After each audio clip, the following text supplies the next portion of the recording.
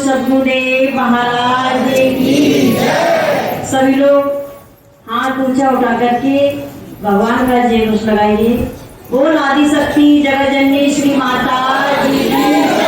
वृंदावन बिहारी लाल की जय। उमापति महादेव की जय। पवन सुत हनुमान की जय। सांची दरबार की जय। मानव धर्म की जय।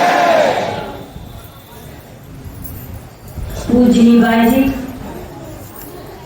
आदरणीय उपस्थित प्रेमी सज्जनों, हम सभी लोग गुरु पूजा का पर्व मनाने के लिए गुरु दरबार में एकत्रित हुए हैं। काहे कि गुरु और शिष्य का जो रिश्ता होता है यह एक जन्म का नहीं, ये तो जन्मों जन्मांतर का हमारा गुरु महाराज जी से रिश्ता होता है। इसीलिए हर भक्त का कर्तव्य होता है कि गुरु पूजा के दिन हमें गुरु महाराज जी के दर्शन जरूर करना चाहिए। तो काहे कि जब हम गुरु महाराज जी की महिमा को समझेंगे तभी काहे कि हम अपने लक्ष्य को प्राप्त कर सकते हैं। इसीलिए गोस्वामी तुलसीदास जी अपने मुख से बखान करते हैं, श्री गुरु पद नख मन गण ज्योति। श्री गुरु पद नख मन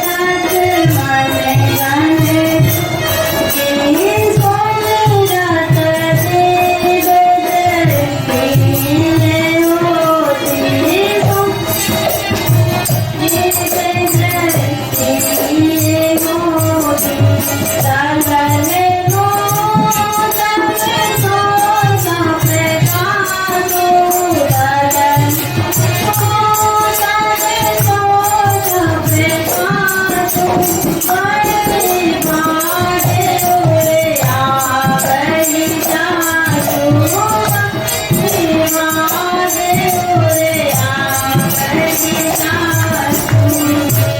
क्या कहा कि श्री गुरु पद नख मन गण ज्योति सुमिरत दिव्य दृष्टि ही होती। कि श्री गुरु महाराज जी के नाखून मणि के समान बताया है। जब तक हम गुरु महाराज जी के चरणों का ध्यान नहीं करेंगे, जब तक हमारे अंदर वह भक्ति जागृत नहीं हो सकती। इसीलिए हमारे संतों ने कहा है कि जब हम संतों के सानिध्य में जाएंगे और काम क्रोध लोभ को त्याग करके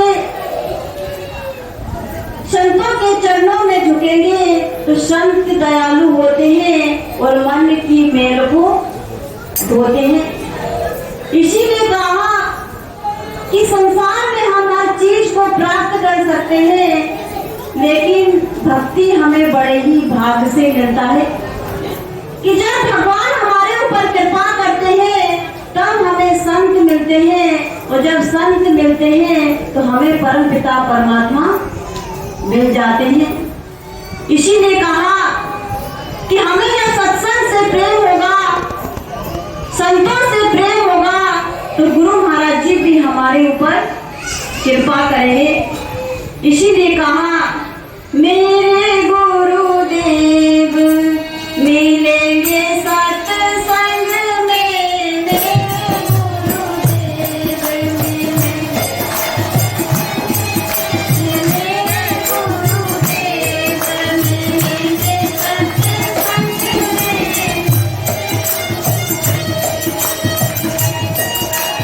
संग में मिलेंगे सत्संग में, मिलेंगे सत्संग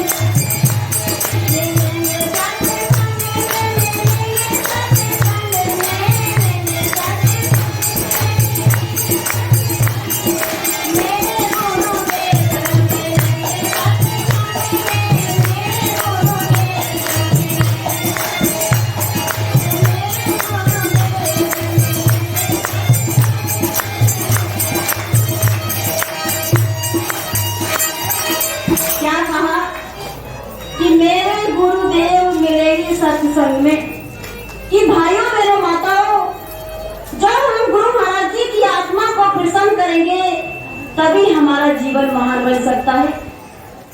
कि हम सभी लोग गुरु के पर्व को मनाने के लिए यहाँ आए। जब तक हम गुरु की आज्ञा को नहीं मानेंगे, जब तक हमारे आने का, संसार में आने का लक्ष्य सार्थक नहीं हो सकता। क्योंकि गुरु महाराज जी कई बार सत्संग में सुनाते हैं कि जब तक मनुष्य मुझे प्रश्न नहीं करेगा, वो मेरी आज्ञा यही है कि उस भक्ति को जान करके अपने जीवन में भजन करेगा, साधना करेगा, तभी उसका जीवन महान बन सकता है। क्योंकि भगवान ने हमें इतना सुंदर मानव का छोड़ा दिया है। अगर हम 84 के जीव को कहे कि तुम भगवान का भजन कर लो, तो वह उस कर्म को नहीं कर सकता। इसीलिए कहा सकल पदार्थ है जग माही, वो कर्म ही नर पावत नहीं। कि मानव कर्म नहीं करना चाहता, और अगर हम कर्म करने के योग्य होते हैं तो हम साधु संतों से झूठ बोलते हैं, और संत महात्मा जो होते हैं वह हमारा कल्याण ही चाहते हैं। कि जब हम भजन नहीं करेंगे, जब तक हम अपनी आत्मा का उद्धार नहीं कर सकते। इसीलिए कहा कि जब तक उस परमपिता परमात्मा को नहीं जानेंगे, और उस भक्ति को, जो भक्ति मीराबाई ने किया, जो भक्ति बिल्ली ने किया, और बिल्ली ने जब गुरु महाराज जी को प्रसन्न किया तो गुरु महाराज जी की आत्मा से आशीर्वाद निकलता है कि हे बिल्ली, तुझे अभी प्रभु राम के दर्शन करना बाकी है, तुम अभी संसार से नहीं जा सकते हो। तो हम लोग बिल्ली के इतिहास को सुनते भी हैं और पढ़ते भी हैं कि बिल्ली तन से बूढ़ी हो गई, लेकिन उसका मन कभी भी बूढ़ा नहीं हुआ। उसका गुरु महाराज जी के वचनों पर विश्वास था कि मेरे गुरु महाराज जी ने कहा है कि एक दिन प्रभु राम दर्शन देने के लिए जरूर आएंगे। तो हम सभी लोग गुरु पूजा के पर्व को मनाने के लिए आए हैं। तो जब हम गुरु महाराज जी की आज्ञा को नहीं मानेंगे, जब तक हमारा जीवन सार्थक नहीं हो सकता। कि जैसे हमारे 2 बेटे होते हैं, अगर वो आपकी पूजा करे, आरती करे और आपकी बात को ना माने, तो वह बेटा आपका प्रिय नहीं हो सकता। और एक बेटा आपकी बात को मानता है और आपको पूजा करने की जरूरत नहीं है, तो कौन सा बेटा आपका प्रिय होगा? जो आपकी आज्ञा मानता है। तो भगवान की आज्ञा यही है कि मानव संसार में जाकर के उस भक्ति को जाने और अपना जीवन महान बनाए। तो मैं एक भजन रखूंगी, आप लोग सभी लोग साथ देंगे। प्रेम से बोलो सदगुरुदेव महाराज की, आनंद कंद भगवान की। मुझे इतना प्यारा गुरु मिला, गुरु का सौड़ा दरबार मिला। मुझे इतना प्यारा गुरु मिला, इतना प्यारा गुरु मिला, गुरु का सौड़ा दरबार मिला। मुझे इतना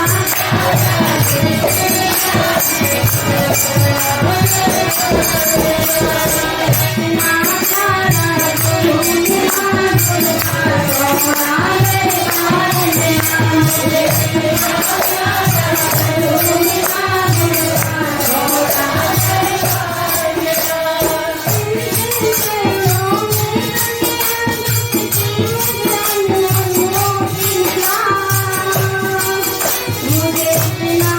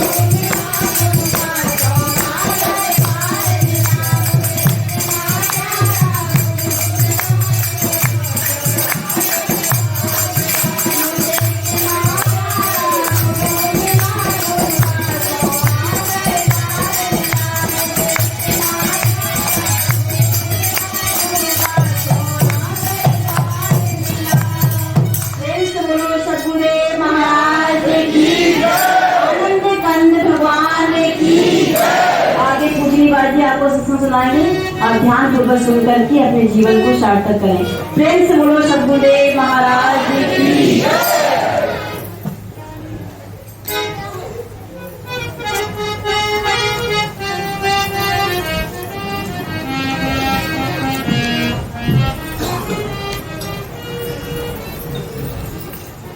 गुरु ब्रह्मा गुरु विष्णु गुरुदेवो महेश्वरः गुरु साक्षात् परं ब्रह्मा तस्मै श्री गुरुवे नमः।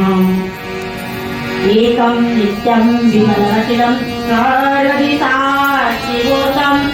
भावातीतं त्रिगुणरहितं सद्गुरुं नमामि।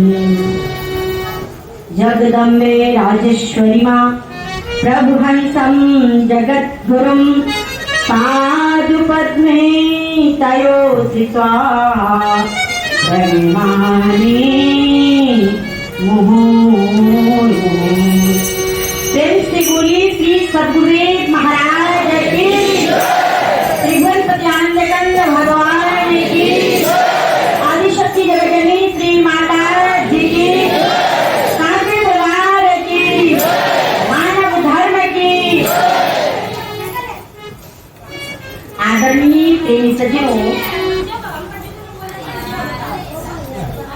एक शिष्य के लिए उदाहरण है कि एक शिष्य को अपने गुरु के प्रति कैसी भावना होनी चाहिए। संत ब्रह्मानंद जी कहते हैं, आहा ऐसी करी गुरुदेव दया मेरा मोह का बंधन। और आप लोगों का बंधन अभी तक टूटा ही नहीं है। क्यों? क्योंकि आप आते तो हो सत्संग में, पर कैसे आते हो मैं बताती हूँ। गौर से सुनना। एक सेठ जी थे। अब सेठ जी का नित्य प्रतिदिन का नियम था सत्संग में जाना और सत्संग से प्रसाद लेके आरती लेके आ जाना। रुमाल बिछाते थे, बैठते थे, झाड़ के आ जाना। अब एक दिन सेठ जी ने अपने बेटे से कहा,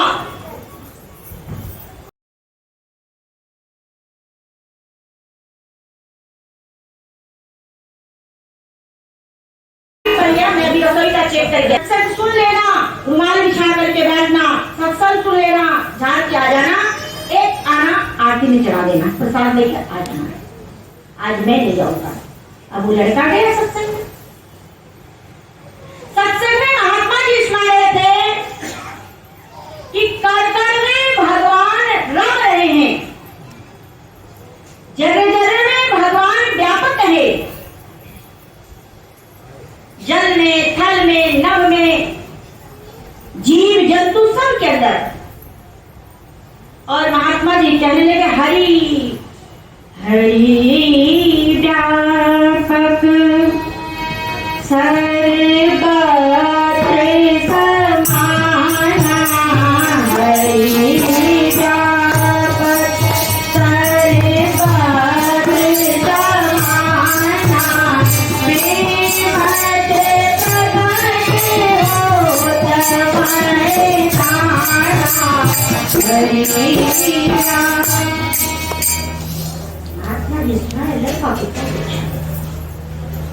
वापस आ गया। दुकान खोल रहा था, एक गाय आगे अनाज खाने लगी। और जैसे ही अनाज खाने लगी, बेटा दुकान खोला तो देख रहा है गाय माता अनाज खा रही है। बाप दूर से ही देख लिया कि दुकान में अनाज के बोरी में गाय का मुंह डला हुआ है। बांस लेके आ गया और गाय के सिर पे मारा। बेटा कहने लगा, पिताजी गाय माता को मत मारो, क्योंकि गाय के अंदर भगवान छुपे हुए हैं। क्योंकि महात्मा जी कह रहे थे, सारे जीव जंतु में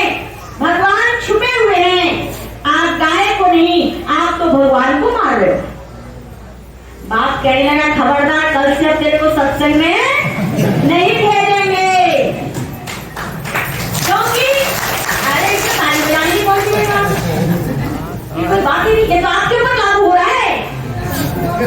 और सेठ के तरह आप लोग भी हो कि सत्संग में तो आते हो पर अमल नहीं करते हो। प्रसाद लिया चले गए, बाजी को मत्था टेक दिया, आरती में ले लिया और शरा गला जो नहीं चले कहीं भी वो दरबार में दे दिया। बहुत ऐसे जगह कोई 200 का नोट दे देता है, कोई 500 का दे देता है। जब उसको मैं दुकान में ले जाती हूँ देने के लिए, वो कहता है महात्मा जी नहीं चलेगा, आप दूसरा दे दीजिएगा। फिर मैं कहती हूँ भैया दान में आया है ना। तो दुकानदार ही कहता है महात्मा जी दान में ना जो कहीं नहीं चलता उसको दे देते हैं। अब आप ही बताइए, मैं नहीं कह रही, आप लोग खुद विचार कीजिए। इसीलिए हमेशा आप अगर सप्ताह में एक दिन में अभी आते हो तो सप्ताह में 6 दिन होता है। आपके पास जो अच्छी सी है उसको छांट के पहले रख दो गुरु महाराज जी के नाम से, ये महात्माओं को देंगे, ये सेवा मेरी गुरु महाराज जी के पास जाएगी। मैं भी जो अच्छी नोट आती है, नया नोट होता है, उसको छांट के रखते हैं कि ये महाराज जी को चढ़ाएंगे। उसकी लिफाफा अलग से बना देते। नए नोट जब भी आता हम छिटाई करते हैं तो पूरा कवारा दूध वाले को इसको उसको देते, और नया हम महाराज जी के बैग में डाल के रखते हैं। पुराना फटा पुराना इधर उधर बांटते हैं, पर नया जितनी नोट होती है उसको निकाल करके रखते हैं। या दुकानदार को भी कहते भैया नया दे देना इसको, क्योंकि महाराज जी को देना है। मतलब उन्हें तो नहीं कहते कि महाराज जी को देना है, और हम इस भाव से रखते कि ये मालिक के चोरों में जाना चाहिए, ये यहाँ नहीं खत्म होना चाहिए। अब आप बताओ, हमें नहीं, दरबार के सभी संत महात्मा वो नई चीजों को रख देंगे, ये महाराज जी के चोरों में चढ़ाएंगे, ये महाराज जी के पास जाएगा। अच्छी चीज होती है, साफ सुथरा होता है, उसको हम लोग हटा कर ये मालिक के चोरों में जाना चाहिए। अब आप बताओ कि आपका चीज हम कहाँ ले गए, और आपने सड़ा दिया, फटा दिया, गला दिया, तो हम क्या किए? क्या किए? रिजेक्ट कर दिए ना, यानी संसार यही खर्च कर दी। तो आपको कैसा देना चाहिए बताओ? सड़ा गला? तो हमेशा मुझे बातों के बोलना पड़ रहा है। गाड़ी बनाने गए, उसके बाद 2 या 3 500 के नोट थे, उसके बाद महात्मा जी फोन करके कहने लगे महात्मा जी आप लौट के आना, आपके नोट सब जो है डुप्लीकेट है। हमने कहा वो ठीक है हम आ जाएंगे, वो जानता है इसलिए बोल दिया मेरे को। तो ऐसी चीजें नहीं, आप खुद भी चेक करके रखो कि नहीं, हम चेक करके महाराज जी को देना है, सब सुथरा रखें। गला कच्चा नोट नहीं देना चाहिए दरबार में। मैं बातों के बोल रही हूँ आप लोगों को, बात होकर के मतलब आए कुछ कितने सारे नोट तो हम ऐसे कंछेरी भाई को बटोर के दे देते, लाओ ऐसे सोनी जी को ले जाओ, बोले भाई जी बाजार में तो ले जाओ, मैंने कहा जाओ उसका पैसा बढ़ा के लाओ। बेचारे अपने जेब से ला करके दे देते हैं। आप बताओ, धन को हमने धर्म में लगाया और धन कैसा निकला? तो कहने का मतलब कि ठीक वो सेठ डेली सत्संग में जाता था और उसके जीवन में अमल नहीं किया,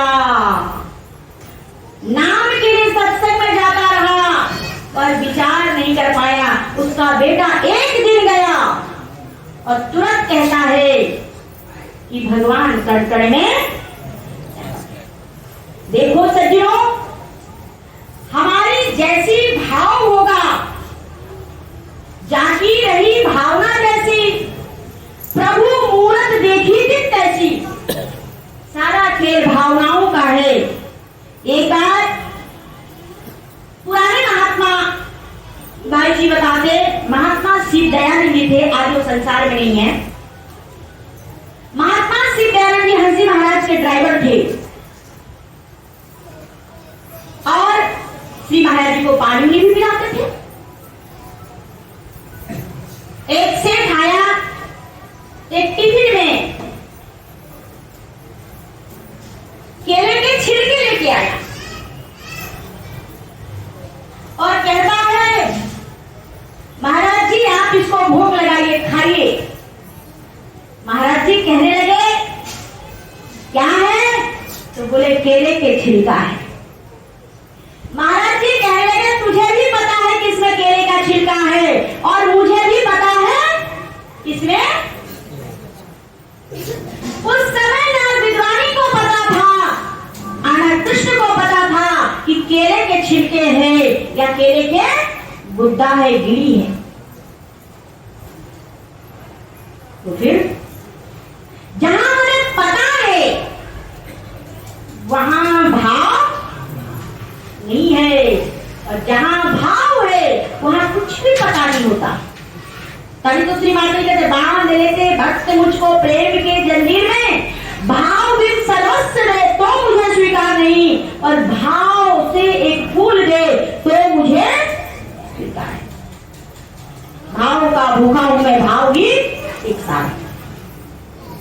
सारा खेल भावना का है। एक व्यक्ति आया श्री महाराज जी के सामने, दर्शन किया और कहने लगा कि मालिक मुझे दर्शन नहीं होता है। तो श्री हरि जी महाराज कहने लगे कि तू कितने बार सत्संग में आता है, कितनी सेवा करता है। तो कहने लगा मैं साल में एक बार आता हूं, सिर्फ गुरु पूजा को, क्योंकि गुरु पूजा में गुरु और शिष्य मिलते हैं, इसीलिए मैं गुरु पूजा को आता। श्री हरि जी महाराज कहने लगे एक गिलास पानी में अगर एक दाना चीनी का डाला जाए तो कितना मीठा होगा, बहुत मीठा हो जाएगा। जैसे एक गिलास पानी में एक दाना चीनी का मीठा का एहसास नहीं दे सकता, ठीक ऐसे ही जब तू साल में एक बार आएगा तो मैं तेरा क्या करूंगा भैया। जब तू आता रहेगा मैं तुझे मिलता रहूंगा, मेरे प्रति अगर तू कर्म करेगा तो मैं तुझे सब कुछ दे दूंगा, कुछ भी नहीं बचाऊंगा अपने पास, पर तू मुझे थोड़ा तो समर्पण करके दे। तो कहने का मतलब सज्जनों, हम लोग भी श्री गुरु महाराज जी के चरणों में आज संकल्प ले कि गुरु महाराज जी के चरणों में अटूट प्रेम होना चाहिए। कोई वस्तु नहीं त्रिलोकन में जो गुरु महाराज को दे सकते हैं। तीन लोगों में कोई वस्तु नहीं है जो गुरु महाराज जी को कोई दे सकता है। गुरु महाराज जी सबको देते हैं, पर हम समझ नहीं, इसलिए हमें विचार करना चाहिए, साधना में मन लगाना चाहिए। आज भी 10 लोगों को ज्ञान हुआ और महीने के पहला संडे इस बार 3 अगस्त पड़ेगा, तो साधना से ही रखा है 1 बजे से 3 बजे। ध्यान अति आवश्यक है, क्योंकि ध्यान ही एक ऐसा साधन है जो आप गुरु महाराज जी को पहचान सकते हो और गुरु महाराज जी आपको पहचान सकते हैं। इसीलिए एक दूसरे को पहचान के लिए साधना अति आवश्यक है। साधना तो करना ही पड़ेगा, साधना ही मुक्ति का दरवाजा है। तभी तो कहा जन्म मरण दुख नाशा सदगुरु दर्शन करके तेरा। इसीलिए एक भजन सुनाती हूँ, फिर आपको थोड़ी सत्संग सुनाएंगे। केवली सच्चिदानंद भगवान की सभी लोग गुरु महाराज जी की चरणों में प्रार्थना करेंगे। कर जोरे प्रथम पर नाम करो श्री सतगुरु परम प्यारे को। कर जोरे प्रथम पर नाम करो श्री सतगुरु परम प्यारे को। श्री सतगुरु परम प्यारे को।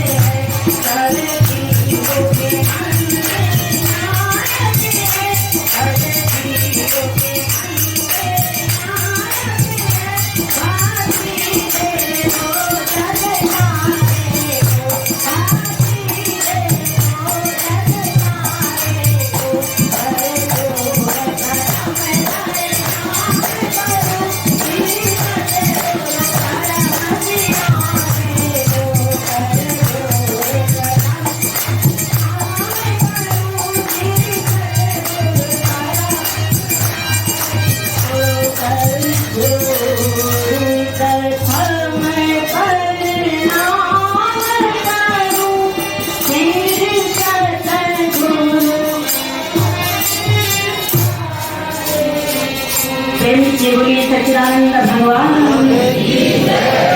आदरणीय सज्जनों,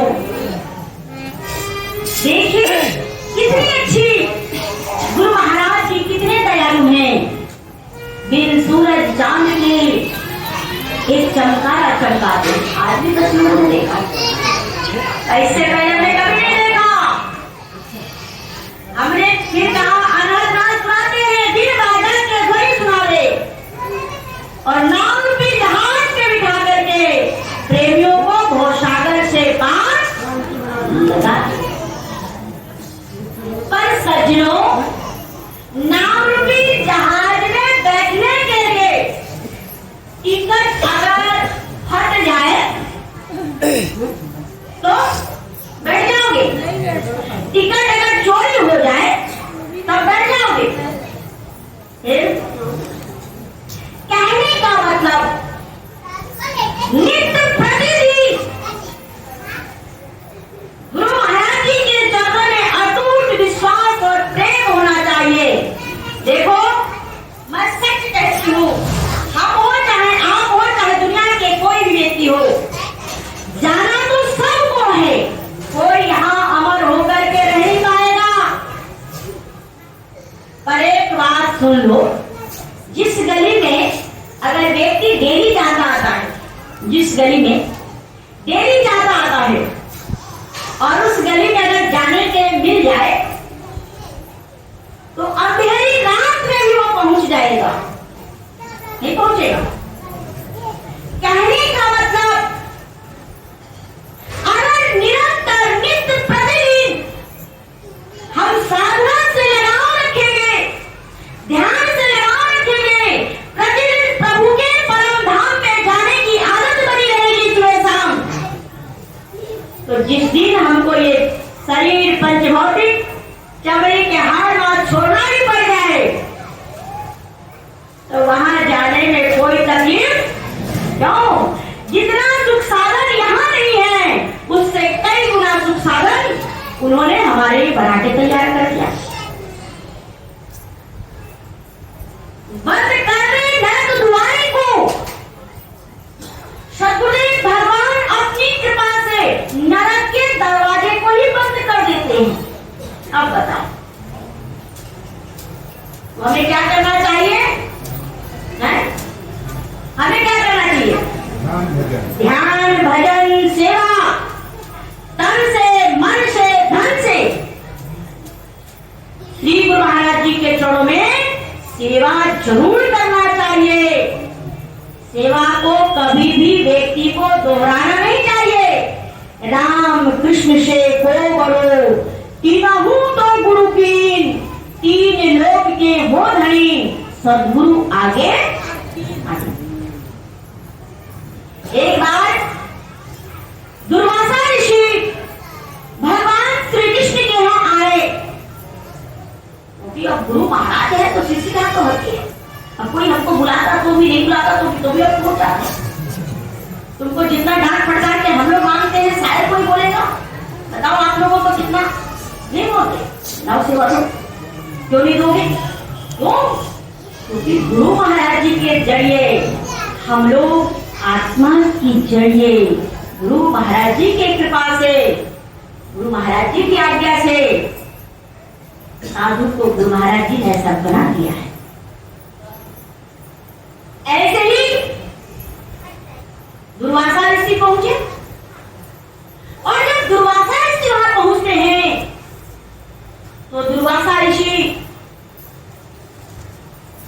भगवान श्री कृष्ण के यहाँ भोजन करते हैं।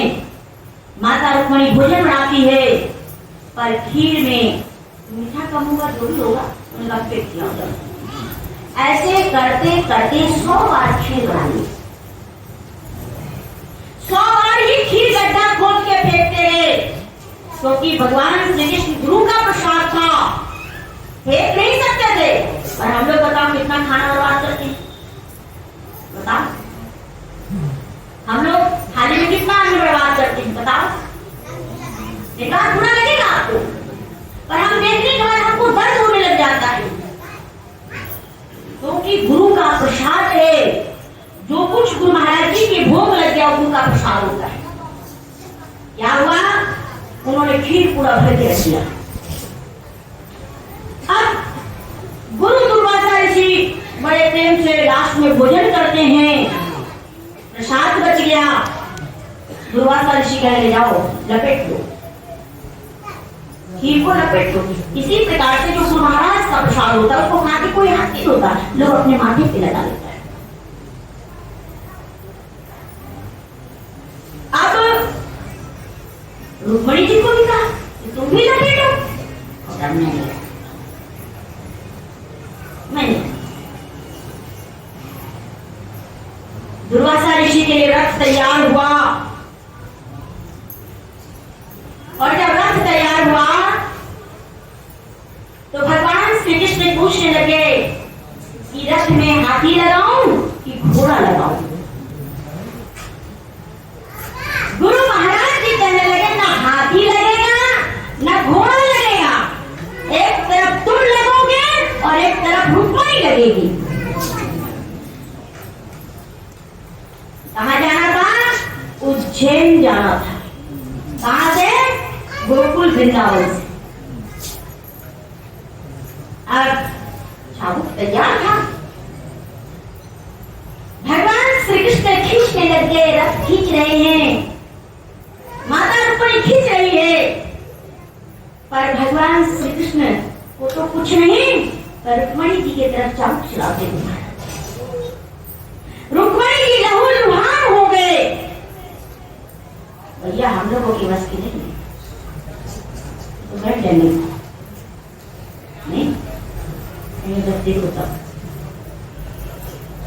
गुरु महाराज जी की कृपा है, हम लोगों को कोई असर नहीं पड़ता कि हम तो इसी घर में रहते हैं। तो भले ही जैसे आपको घर में पिटाई हो जाती होगी और किसकी साथ शराबी दारू मिल जाए तो और भी हालत खराब हो जाती है, तो जहाँ जो रहता है वो उसी को पता होता है उसका घर का माहौल। कहने का मतलब कि गुरु महाराज जी की पिटाई भी किसी को मिलता है, सबको बोलते हैं। गुरु महाराज जी भी जानते कौन सहन करने वाला है, कुमार को पता होता है कौन घड़ा मेरा पक्का रहेगा और कौन घड़ा फूट जाएगा। तो रुक्मणी भगवान श्री कृष्ण की तरफ देखती है। भगवान ने कहा रुक्मणी इधर मत देख, अपने रास्ते को देख, क्योंकि तू और हम अगर गुरु की भक्ति से पिछड़ जाएंगे तो आने वाला इतिहास गुरु महाराज की महिमा का कहीं भी प्रचार नहीं करेगा, न वो गुरु महाराज की महिमा समझ पाएगा। कहने का मतलब जब रुक्मणी और कृष्ण गुरु की सेवा कर सकते हैं, श्री प्रभु राम जी कर सकते हैं, हम और आप। पर मैं आपसे यही एक बात कहूंगी कि आप भजन से जो आप बैठे तो सत्संग पर आप इधर कर रहे हो, ऐसे कर रहे हो, मुस्कुरा रहे हो, सत्संग की महिमा अगर आपको समझ नहीं आएगा ना तो कोई फायदा नहीं है, क्योंकि सत्संग जीवन के परिवर्तन का एक कारण है। जीवन में परिवर्तन होना, गुरु महाराज जी के महिमा को समझना बहुत जरूरी है। गुरु महाराज जी कोई माला करके तंत्र मंत्र जंतर वाला नहीं है, जो हनुमान चालीसा पढ़ रहे हो, नाच रहे हो, हरे सब पीड़ा जपत निरंतर हमें मत दिया, भूत पिशाच निकट नहीं आवा, महावीर जब नाम सुनावा। भैया तू नाम का सुने कर, अपने आप नहीं आएगा। ना दरिद्रता आने वाली है, ना दुख आने वाला है, ना भूत प्रेत आने वाला है, ना कोई रोग वाला आने वाला है। नाम को पकड़ लो, नाम को पकड़ो। आप नाम को पकड़ोगे नहीं, इधर उधर मुंह मारोगे तो फिर क्या समझ में आएगा। इसीलिए अपने मन को सत्संग से लगाओ, साधना से लगाओ। जब साधना से लगाओगे, सत्संग से लगाओगे तो अपने आप नाम समझ में आ जाएगा। तभी तो कहा जब ही नाम हृदय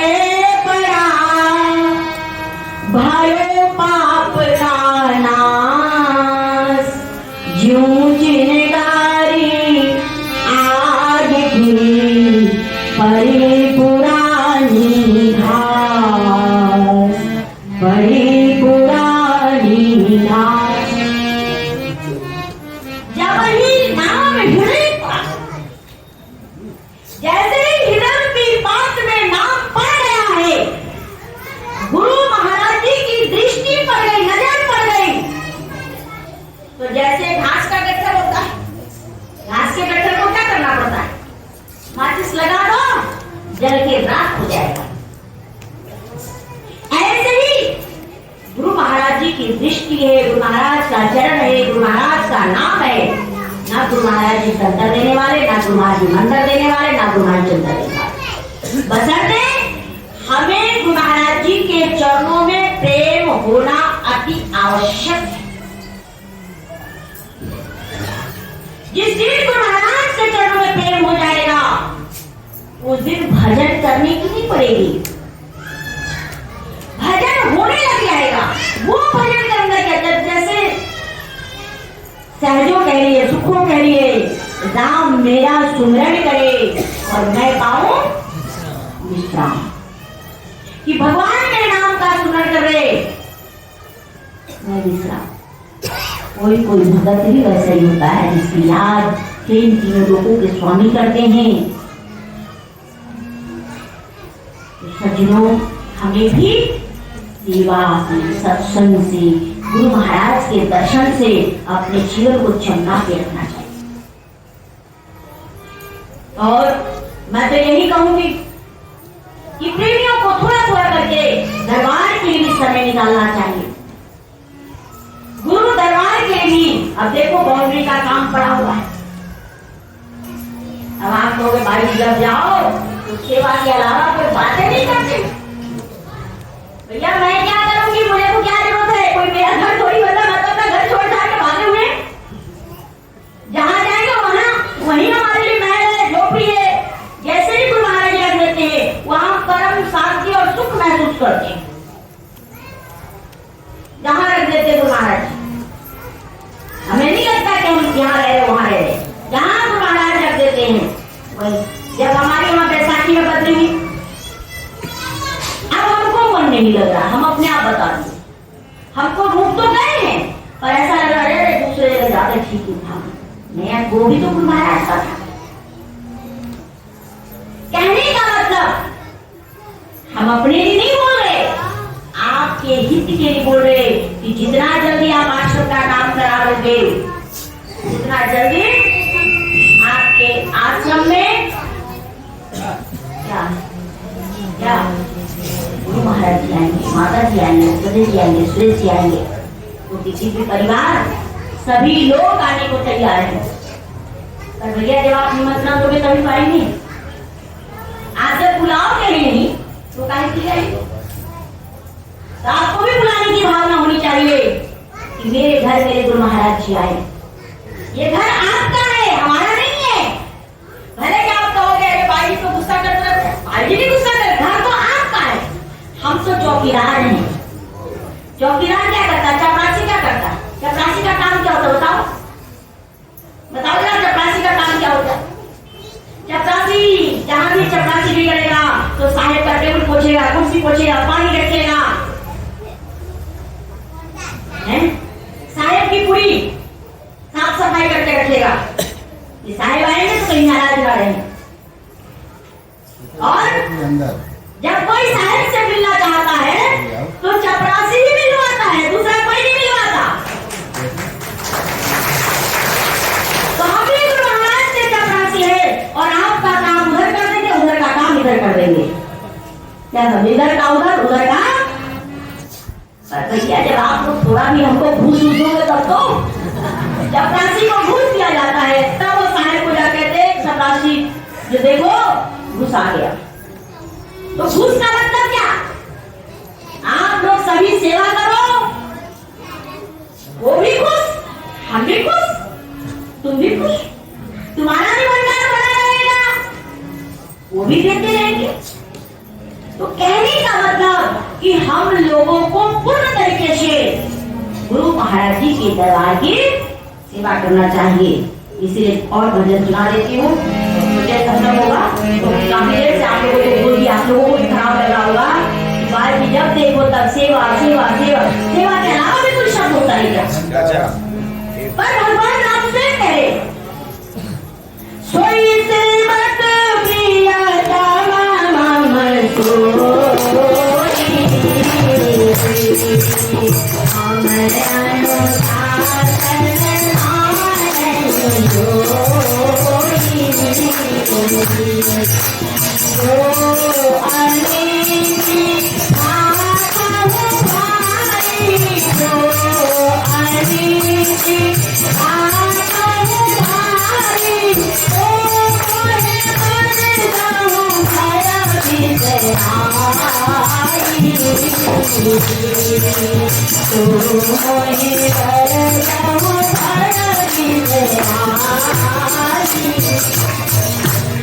भगवान राम सोई सेवक प्रियतम मम सोई, और मम अनुशासन वही सेवक मेरा प्रिय है जो मेरी आज्ञा का अनुशासन में रहना, आज्ञा का पालन करना।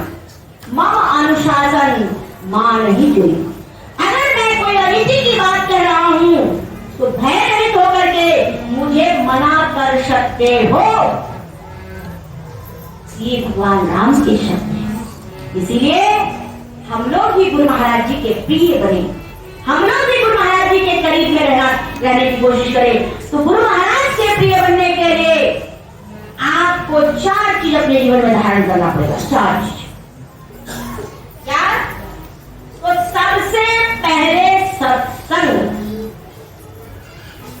दूसरा सत्संग के बाद सेवा, और नाम का सुमिरन, और गुरु महाराज जी के बार-बार दर्शन। ये 4 चीज गुरु महाराज के करीब तक पहुंचा देता है, कोई दोरा नहीं। इसीलिए हम लोग खूब भजन ध्यान करें, सेवा सुमिरन करें। जय श्री बोलिए सच्चिदानंद भगवान की। साधक के भी गहरा बंदे गुरुदेव का प्यार है, साधक के भी गहरा बंदे गुरुदेव का प्यार है, साधक के भी गहरा बंदे गुरुदेव का प्यार है, साधक के भी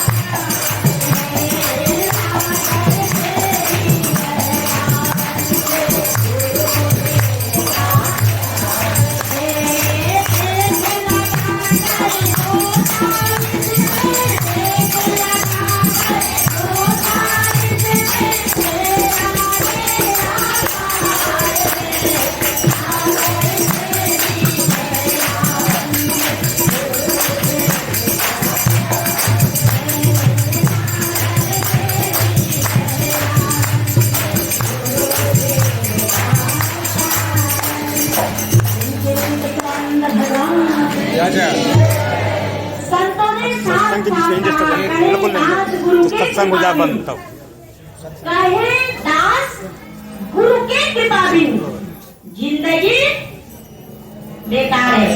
आपको भजन सुना नहीं क्या? खाली तापी बात रहे, कोई नाच रहा तो नाच देखते रहेंगे। इसलिए हम नाचने वाला भजन नहीं गाते, हमको गाना ही नहीं आता, हम तो सिर्फ अपने स्वामी के लिए गाते हैं। कहते कहे दास गुरु के कृपा बिन जिंदगी सागर से भी गहरा बंदे। सागर की गहराई नापा जा सकता है, पर सतगुरु के प्यार को कोई नाप नहीं सकता। इसलिए कहा सागर से भी गहरा बंदे, गुरुदेव का प्यार है पर देख लगाकर गोता। और जिसने गोता लगाई है उसके लिए तो हमेशा समर्पण रहते।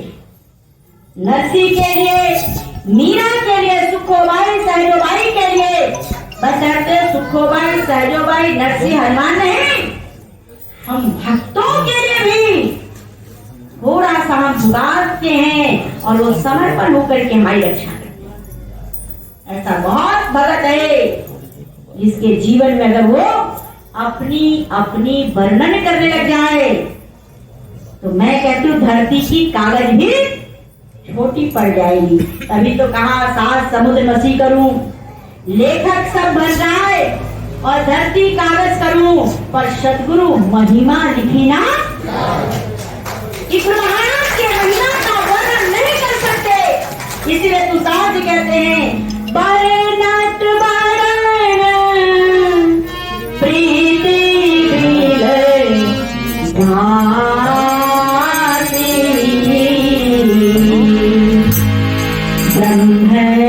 जीव सम सहज संघाती।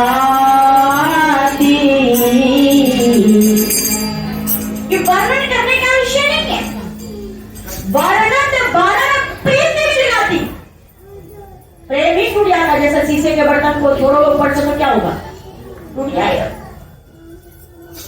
तो साथ ही कहते हैं कि गुरु महाराज की महिमा का भी वर्णन नहीं किया जा सकता।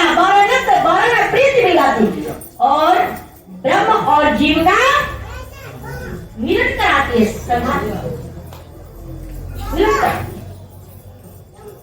जब गुरु से प्रेम होगा तो सज्जनों, कहने का मतलब आज गुरु पूजा का महापावन पर्व है। हम लोग अपने जीवन के अंदर एक संकल्प करके जाए कि हे गुरु महाराज जी, बीत गई सो बीत गई, जो बीत गया सो बीत गया। अब अपने श्वासों की पूंजी को बीतने नहीं देना है। अब अपने श्वासों की पूंजी को गिर करके आपको सौंपेंगे, क्योंकि बाबा कबीर कहते हैं यह दम हीरा लाल है। आगे क्या कहा बताओ? हरी को सौंप। यह दम हीरा लाल है और गिर यानी ये श्वासों की खजाना हीरा लाल से कीमती है। हीरा लाल तो खरीद सकता व्यक्ति, पर श्वास नहीं मिल सकता। इसलिए गिर करके प्रभु को सौंप दो जीवन नैया, तो देखो आप क्या नहीं कर सकते हो। विभीषण क्या लेके गया था बताओ? विभीषण लंका से गया, राम के पास क्या ले गया? क्या लेके गया था? क्या लेके गया था? कुछ भी लेके नहीं गया था, कुछ लेके नहीं गया बेचारा। पर राम के दरबार में समर्पण हो गया। जब राम के दरबार में समर्पण हो गया तो लंका किसकी थी? लंका किसकी थी? पर लंका का राजा कौन बना अनंत काल तक? समर्पण, त्याग। कौरवों के पास सब कुछ था, पांडवों के पास कुछ नहीं था। पर किसके पास गया बताओ? कृष्ण के पास गया। 18 अक्षर सेना भी किसके पास? कौरवों के पास। पर हस्तिनापुर राज्य बाद में किसका बना? और एक बात याद रखो, जुआ नहीं खेलना चाहिए, क्योंकि जुआ खेलने वाले घर परिवार जमीन पहले तो खूब मजा आता है, खूब पैसा कमाता है, पर बाद में घर भी बिक जाएगा, जमीन भी बिक जाएगा, बीवी बच्चे भी बाड़े खल बहुचोर जुआरा, उसको बाबा भोलेनाथ राक्षस कहते, बाड़े खल बहुचोर जुआरा राक्षस है वो, जो जुआ खेलता है, शराब पीता है, गुटखा खाता है।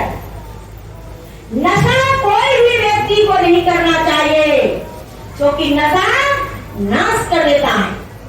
नशा नशा तो किसी भी प्रकार से।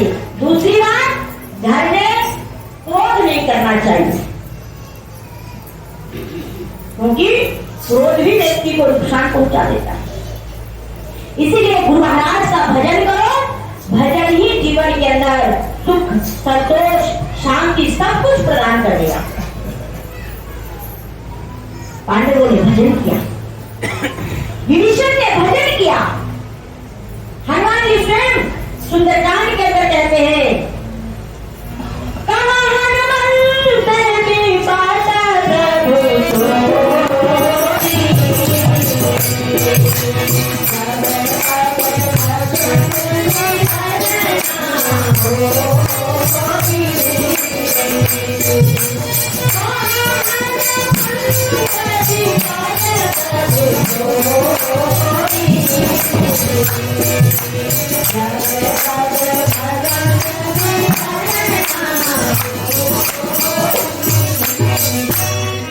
हनुमंत की बात प्रभु हम क्या कहेंगे?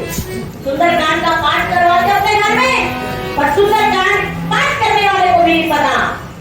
पाठ कर लिया, दक्षिणा ले लिया। बहुत सारे प्रेमी लोग हैं, बहुत सारे प्रेमी लोग घर में सुंदरकांड कराएंगे, सत्संग नहीं कराएंगे। गलत बात। आप अपने आत्मा के साथ क्यों मनोनी कर रहे हो? समाज के बहकावे में आप मत आओ, क्योंकि गुरु महाराज का सच्चा ज्ञान मिला हुआ है।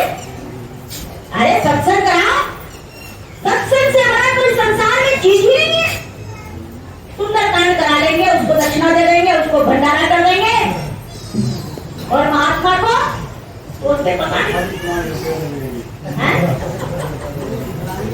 ये सब कर्म कांड हमारे लिए नहीं है। हमको गुरु महाराज बैठो शांति से,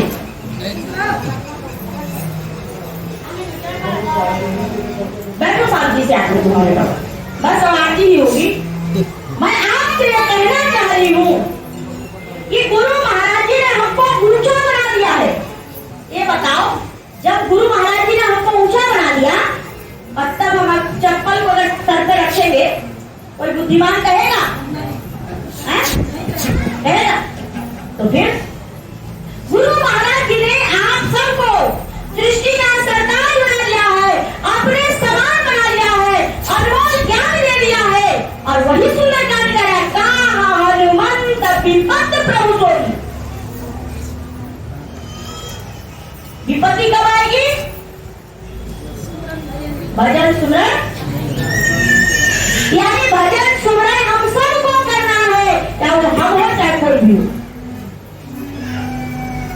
घर में सत्संग रखो, साधु को बुलाओ।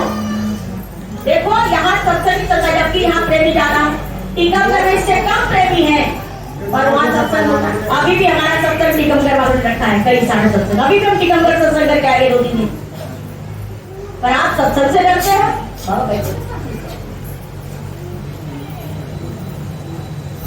आप बताओ, अगर हर एक दिन एक गांव में सत्संग हो, तो मैं कहती हूँ 365 दिन में कोई भी दिन हम खाली नहीं रह सकते। पर सत्संग हो बच्चों, और साधु का भोजन क्या है? सत्संग कराएगा आपको खर्चा क्या है? माइक हमारे पास, पूछ लो, जहाँ भी जाते हैं माइक लेके हम चले जाते हैं। माइक हमारे साथ, ढोलक हमारे साथ, बजाने वाले हमारे साथ, गाने वाले हमारे साथ। हमारे बच्चे लोग, कोई ढोलक बजा लेता है, कोई हारमोनियम बजा लेता है, कोई गा लेता है। बस खाली आपको बुलावा देनी है और प्रसाद तो जरूरी थोड़ी कि भंडारा करना है, सूखा प्रसाद चढ़ा तो लैया बतासा का कौन सा आ जाता लैया बतासा 50-60 रुपए में आ जाएगा, आप प्रसाद बांट दोगे। अरे आपने सत्संग कराया, आपके यहाँ ज्ञान यज्ञ हो गया, और सत्संग का आपको बेनिफिट मैं बता देती हूँ। जब धर्मराज पूछेंगे कि कहो तुमने सत्संग सुना, जिसको आपने सत्संग सुना है आपके सत्संग नहीं आ रहा था पर उसके कान में पड़ रहा था, तो कह रहा हाँ सुना तो था पर हमने कदर नहीं किया। तो अच्छा तो भैया जा जल्दी से तेरे दरवाजा खुला हुआ रखवा, क्यों तूने कदर, तो तुम तो बच गए ना। तुम्हें तो कहने का एक मौका मिल गया कि नहीं हम अपने घर में सत्संग रखते थे। तो हर एक प्रेमी को अपने घर पे सत्संग जरूर कराना चाहिए।